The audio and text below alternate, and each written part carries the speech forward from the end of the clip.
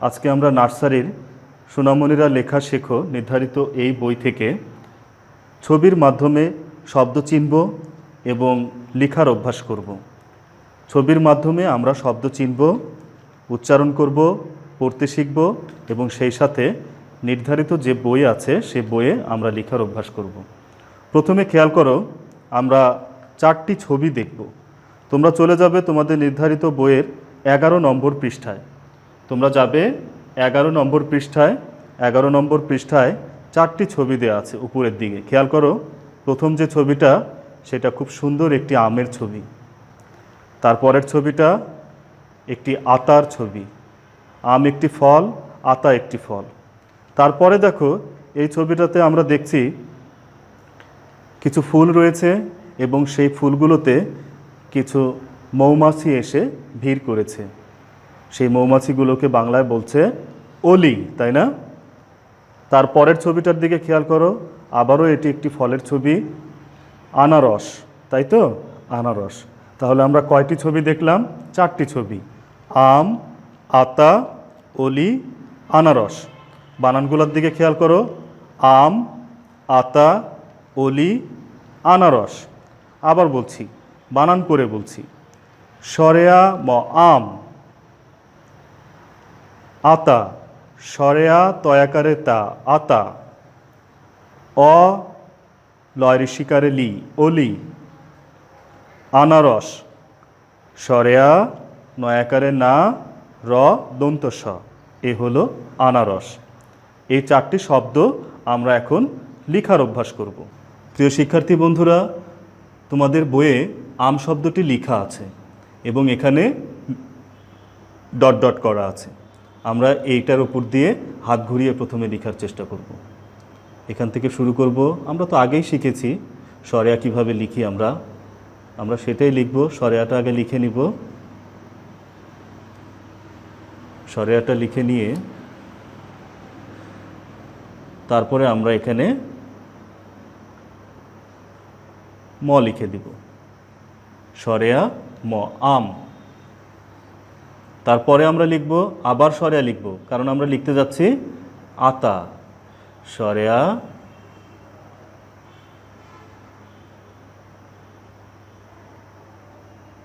তয়াকারে তা, আতা।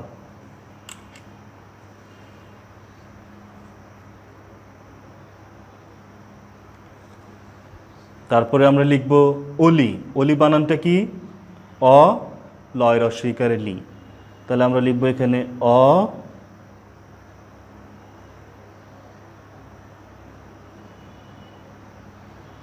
এই ধারাবাহিকতায় আমরা লিখব আনারস।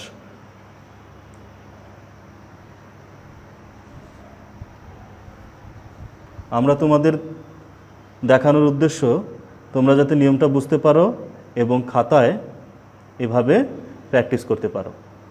অবশ্যই অভ্যাস না করলে তোমাদের হাতের লেখা সুন্দর হবে না। এই জন্য আমাদেরকে বেশি বেশি করে লেখার অভ্যাস করতে হবে। আমরা লিখলাম আনারস। বানানটার দিকে একটু খেয়াল করো, সরেয়া নয়াকারে না, র দন্ত স। আনারস খেতেও মজা, বানানটাও অনেক সুন্দর। আমরা 4টি বানান লিখে অভ্যাস করলাম আজকে, আম, আতা, অলি, আনারস। আমরা লেখা শিখছি, ছবির মাধ্যমে শব্দ শিখছি। সেই ধারাবাহিকতায় আমরা এখন আছি 12 নম্বর পৃষ্ঠায়, তোমাদের নির্ধারিত পাঠ্য বইয়ের 12 নম্বর পৃষ্ঠায়। প্রথমে ছবিগুলোর দিকে খেয়াল করি। কিসের ছবি? ইটের ছবি। তারপরেরটা, হ্যাঁ, ইলিশ মাছ। তারপরে দেখো, ঈদের আনন্দ সবাই ভাগাভাগি করছে, ঈদ। তারপরের ছবিটা একটি পাখি, অনেক বড় একটা পাখি, এটা হচ্ছে ঈগল। বানানগুলোর দিকে খেয়াল করো শিক্ষার্থী বন্ধুরা, রস্বই ট, ইট, যেটা ছবি উপরে দেওয়া আছে। ইলিশ, রস্বই লয় রস্বইকার তালবস্য, ইলিশ। ঈদ, দীর্ঘই দ, ঈদ। তারপরে ঈগল, দীর্ঘই গ ল। এবার যেটা করতে হবে, আমাদেরকে এই যে নির্ধারিত ছক রয়েছে, এই নির্ধারিত ছকে শব্দগুলো লেখা আছে এই নির্ধারিত ছকে আমাদের লেখার অভ্যাস করতে হবে। প্রথমে তোমরা লিখবে এখানে ইট, তারপরে শব্দটা লিখবে ইলিশ, তারপরে লিখবে ঈদ, তারপরে লিখবে ঈগল। এভাবে লিখতে লিখতে তোমাদের লেখার অভ্যাস হবে এবং বানানগুলাও তোমরা আয়ত্তে নিয়ে আসতে পারবে। তাহলে আমি চলে যাচ্ছি পরের পৃষ্ঠায়। এখানেও ছবি আছে, ছবির পরে শব্দ গঠন করা হয়েছে। খেয়াল করো শিক্ষার্থী বন্ধুরা, প্রথম যে ছবি উটের ছবি, তারপরে উষা, এই যে সূর্য উঠছে উষা, তারপরে উরু, তারপরে উর্মি, উর্মি মানে হচ্ছে ঢেউ, এই যে পানির ঢেউ, নদীর ঢেউ, সাগরের ঢেউ, যেটাকে আমরা বলছি উর্মি। বানানটা কিভাবে হবে? রস্যৌ ট উট, রস্যৌ মূর্ধন্য ষয়কারে সা উষা, দীর্ঘ রয়ের উষুকারে রু উরু, দীর্ঘ ময় রেপ রস্যইকার রেফ। এটা তোমাদের কাছে নতুন মনে হচ্ছে। রয়ের উচ্চারণকে প্রকাশ করার জন্যই আমরা রেফ ব্যবহার করি। এই যে ময়ের উপরে যে চিহ্নটা ব্যবহার করা হয়েছে এটাকে বলে রেফ। তাহলে উর্মি বানান লিখতে গিয়ে আমরা ব্যবহার করছি রেফ। উর্মি বানানটা কি হবে? দীর্ঘ ময় রেপ রস্যইকার, দীর্ঘ ময় রেপ রস্যৌকার। তোমরা নির্ধারিত ছকগুলোতে তোমরা লেখার অভ্যাস করবে। অবশ্যই খুব ধীরে ধীরে লিখবে যাতে তোমাদের লেখা অনেক সুন্দর হয়। তাহলে এই ঘরে তোমরা কি লিখবে? দেখো উট, তারপরের ঘরে লিখবে উষা, তারপরের ঘরে লিখবে উরু, তারপরে উর্মি। অবশ্যই তোমরা যদি পারো, এখানে তোমাদের অবশ্যই জায়গা থাকবে, তোমরা একাধিকবার শব্দগুলো লেখার চেষ্টা করবে। আমরা চলে যাচ্ছি পরবর্তী পৃষ্ঠায়। এই পৃষ্ঠায় আমরা 4টা ছবি দেখছি। প্রথমে ছবিগুলোর সাথে পরিচয় করাবো, তারপর শব্দগুলোর সাথে পরিচয় করাবো তোমাদের। প্রথম যে ছবি সেটা ঋতু। বাংলাদেশে আমরা জানি বাংলাদেশে 6টি ঋতু প্রাধান্য রয়েছে। সেই 6টি ঋতুরই এখানে ছবি দেওয়া আছে। এই 6টি ঋতুকেই আমরা এখানে প্রকাশ করেছি ঋতু। এই ছবিটা দেখো, ঋণ মানে ধার নিচ্ছে বা কর্য করছে, যেটাকে বলছে ঋণ। এটা কি শব্দ? অঙ্ক ক্লাসে বা গণিত ক্লাসে তোমরা অবশ্যই শিখেছো। এটা কি? এক, তাই না? এই এককে আমরা যখন বাংলায় প্রকাশ করছি তখন কিভাবে লিখছি সেটা এখানে লেখা আছে। এটা কিসের ছবি? এটা একটা বাদ্যযন্ত্রের ছবি, একতারা। এই একতারাও এখানে বানান করে লেখা আছে। আমরা বানানটা একটু খেয়াল করি। প্রথম শব্দটার বানান ঋতু, রি তয় ঋষুকারে তু, ঋতু। তারপরে আবারও ঋণ, এই শব্দটা বানান করতে গিয়েও রি এসেছে, রি মূর্ধন্য ন, ঋণ। তারপরে এক বানান, এ ক, এক। তারপরে একতারা, এ ক তয়াকারে তা রয়াকারে রা, কি হয়ে গেল? একতারা। নির্ধারিত ছকে তোমরা লেখাগুলোর অভ্যাস করবে। আমরা 15 নম্বর পৃষ্ঠার ছবির দিকে খেয়াল করি। দেখো খেয়াল করে শিক্ষার্থী বন্ধুরা, প্রথম যে ছবি এখানে ঐক্য, এই মানুষগুলোর মাঝে অনেক মিল, যেটাকে ঐক্য বলছে। তারপরের ছবিতে দেখো একটা মেয়ের ছবি দেওয়া আছে, যেটাকে বলছে, তার নাম হচ্ছে ঐশী। তারপরে দেখো ওল, তারপরে ওজন, ওজন করার জন্য যে দাড়িপাল্লা ব্যবহার করা হয় সেই দাড়িপাল্লার ছবি, এটাকে বলছে ওজন। বানানগুলো শিখে নাও। ঐক্য বানানে ওই কয়জফালা, ঐক্য। ওই তালিবাশয় দীর্ঘ ইকার, ঐশী। ওল, ও ল, ওল। ওজন, ও বর্গীয় জ দন্ত ন, ওজন। নির্ধারিত ছকে তোমরা একাধিকবার অবশ্যই শব্দগুলো লেখার অভ্যাস করবে। এতে করে তোমাদের লেখা সুন্দর হবে, তোমরা বানান শিখতে পারবে নির্ভুলভাবে। প্রিয় শিক্ষার্থী বন্ধুরা, সোনামণিরা লেখা শেখো এই বইয়েই আমরা লেখা শিখছি, শব্দ শিখছি এবং বানান শিখছি। এখানে দেখো বলা আছে নিচের শব্দগুলো পড়ো এবং অনুশীলন করো। এখানে কিসের ছবি দেওয়া আছে বলো তো? তোমাদের খুব পরিচিত ছবি, তোমরা দেখলেই চিনতে পারবে, ঔষধ। আর ঔষধ যেখানে থাকে সেটাকে কি বলছে? ঔষধালয়, তাই না? ঔষধ বানানটার দিকে খেয়াল করো। ঔ মূর্ধন্য স ধ, ঔষধ, ঔষধালয়। ঔষধ বানানটার সাথে আমরা আলয় যুক্ত করব, তাহলেই আমাদের ঔষধালয় হয়ে যাবে। ঔ মূর্ধন্য স ধয়াকারে ধা ল এবং অন্তস্থ অ, এভাবে আমরা ঔষধালয় বানানটা লিখছি। এই নির্ধারিত ছকে তোমরা ঔষধ এবং ঔষধালয় বানানটি লিখার অভ্যাস করবে। এবার আসো, কারচিহ্ন যুক্ত শব্দগুলো বের করে খালি ঘরে লিখো। এর আগে তোমরা যে কারচিহ্ন দিয়ে শব্দ গঠন করেছিলে, সেই কারচিহ্ন যুক্ত মানে আকারযুক্ত যে শব্দগুলো আছে সেগুলো আমাদেরকে এই খালি ঘরে লিখতে হবে। কারচিহ্ন মানে আকার দিয়ে যে শব্দগুলো আমরা শিখেছিলাম সেই শব্দগুলো এই ঘরে লিখবে। নিশ্চয়ই পারবে তোমরা। তারপরের ইনস্ট্রাকশন আছে, নির্দেশনা আছে, রস্বইকার যুক্ত শব্দগুলো বের করে খালি ঘরে লিখো। রস্বইকার দিয়ে আমরা যে শব্দগুলো তৈরি করেছিলাম সেই শব্দগুলো তোমাদের এই নির্ধারিত ঘরে লিখতে হবে। এভাবেই তোমরা লেখাগুলোর অভ্যাস করবে, খুব সুন্দর করে লিখবে, তাহলে তোমাদের লেখা অনেক সুন্দর হবে। প্রিয় শিক্ষার্থী বন্ধুরা, আমরা ছবির মাধ্যমে শব্দ শিখছিলাম এবং লেখার অভ্যাস করছিলাম। সেই ধারাবাহিকতায় আমরা কিভাবে শব্দগুলো শিখলাম এখন তা একটু মূল্যায়ন করব। যাচাইয়ের মধ্য দিয়েই আমরা শেখার চেষ্টা করব সেই শব্দগুলো আমরা ভুলে গেছি কিনা। খেয়াল করে দেখো, আমরা যে শব্দগুলো লিখেছিলাম বা শিখেছিলাম সেগুলোর ছবি আবার দেয়া আছে। এটা কিসের ছবি বলো তো তোমরা? আমের ছবি। এটা কিসের ছবি ছিল?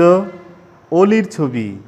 এটা ইটের ছবি, এটা ঈদ।